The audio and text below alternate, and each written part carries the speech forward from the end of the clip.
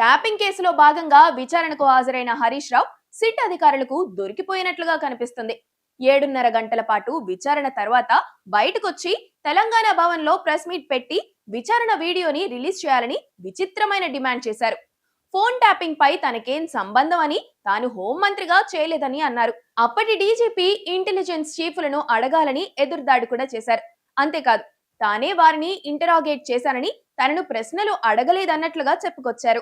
విచారణ అధికారులకు ప్రతి అరగంటకోసారి ఫోన్లు వచ్చాయని, అవి సజ్జనార్ చేశారా, రేవంత్ రెడ్డి చేశారా అని హరీష్ రావు ప్రశ్నించారు.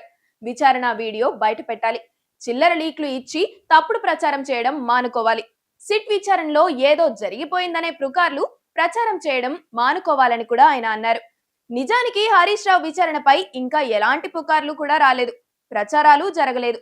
అయితే తాను చెప్పింది బయటకొస్తుందని ఆయన కంగారు పడిపోయినట్లుగా కనిపిస్తోంది. అదే సమయంలో విచారణ అంతా ఒక పెద్ద ట్రాష్ అని, నిరాధారమైన ఆరోపణలతో అడిగిందే అడుగుతూ కాలయాపన చేశారని చెప్పుకొచ్చారు. కాంగ్రెస్ ప్రభుత్వంలో మంత్రుల మధ్య గొడవలు, టెండర్ల దోపిడీపై చర్చను మళ్లించడానికే ఈ సిట్టు లట్టు పొట్టు డ్రామాలు ఆడుతున్నారని, ఉద్యమాలు, అరెస్టులు తమకు కొత్త కాదని హరీష్ రావు చెప్పుకొచ్చారు. హరీష్ రావు స్పందన చూస్తుంటే సిట్ విచారణ అంతా ఈజీగా సాగలేదని, పక్కా సాక్ష్యాలతోనే ఆయనను ప్రశ్నించారని అర్థం చేసుకోవచ్చు.